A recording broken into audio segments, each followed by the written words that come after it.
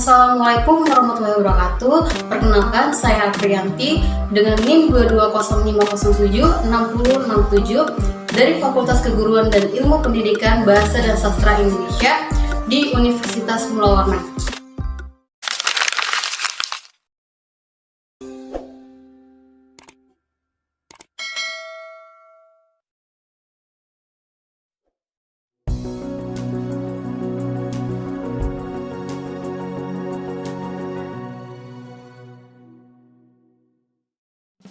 Folklor bukan lisan.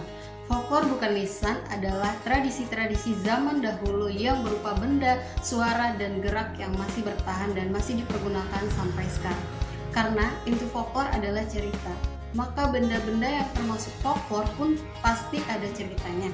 Mengapa demikian dan mengapa begitu?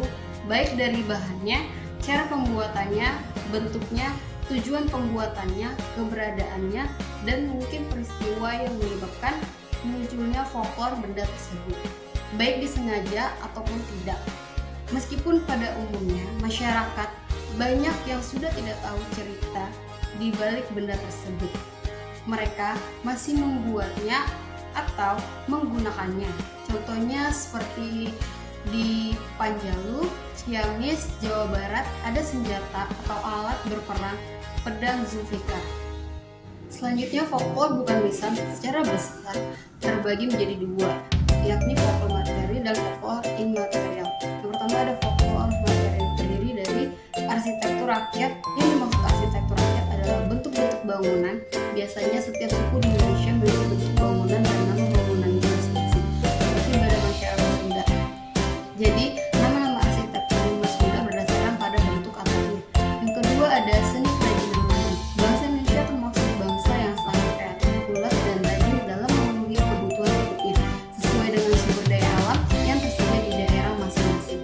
Mereka mengolahnya sehingga lahirlah kerajinan tangan dari berbagai bentuk, bahan, dan manfaat. Tetapi tidak semua kerajinan tangan termasuk folklor. Kerajinan tangan yang termasuk folklor adalah kerajinan tangan yang merupakan warisan leluhur daerah setempat dan menjadi ciri khas tempat tersebut. Yang ketiga ada pakaian dan perhiasan. Pakaian atau sandang adalah kebutuhan pokok manusia yang kedua setelah pangan. Manusia setelah dapat memenuhi kebutuhan pangan, maka akan memikirkan bagaimana memenuhi kebutuhan sandang. Setelah itu baru papan. Kebutuhan pakaian bukan hanya untuk melindungi badan dari panasnya matahari dan dinginnya cuaca malam. Yang keempat ada makanan dan minuman tradisional. Kebutuhan pokok manusia yang pertama dan sangat penting untuk dipenuhi adalah kebutuhan pangan, karena pangan sangat menentukan keberlangsungan hidup manusia. Yang kelima ada obat-obatan tradisional.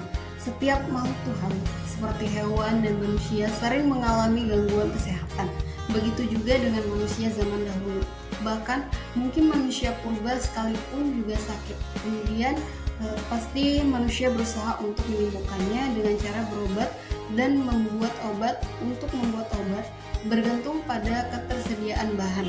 Awalnya mungkin coba-coba atau ketidaksengajaan karena zaman dahulu belum ada ilmu kedokteran dan ilmu farmasi. Tetapi mungkin ada petunjuk dari yang gaib karena adanya bahan itu baik dari tumbuh-tumbuhan maupun hewan, maka dapat digunakan sebagai perantara untuk menyembuhkan penyakit. Selanjutnya ada folklor imaterial. Yang pertama ada bahasa isyarat. Bahasa isyarat adalah alat atau komunikasi non-verbal atau sebagian orang menyebutnya bahasa non-verbal. Tetapi banyak pakar bahasa ataupun para linguis yang tidak sependapat bahwa isyarat adalah bahasa. Mereka mengatakan isyarat adalah isyarat saja atau gestur yang lebih dikenal sebagai paralinguistik sebagai salah satu alat komunikasi manusia. Karena banyaknya alat komunikasi manusia selain bahasa. Yang kedua ada laras musik. Banyak sekali jenis laras musik di Indonesia, terutama musik tradisional dari setiap suku. Hampir setiap suku di Indonesia mempunyai seni musik dan dengan instrumen yang berbeda-beda. Pada umumnya, instrumen musik dapat digolongkan menjadi beberapa golongan sesuai dengan cara membunyikannya, yang diantaranya sebagai berikut. Alat musik yang dipukul, dipetik, ditiup, digesek, dan digoyangkan. Untuk menjadi jenis musik apa tergantung bagaimana melaraskannya. Sehingga dalam musik ada berbagai jenis laras musik seperti laras salendro, velok, madenda, dan lain-lain. Baik, sekian penjelasan materi tentang folklor bukan lisan. Dan terima kasih untuk teman-teman yang sudah menyempatkan waktunya untuk menyimak video ini. Saya ucapkan Assalamualaikum warahmatullahi wabarakatuh.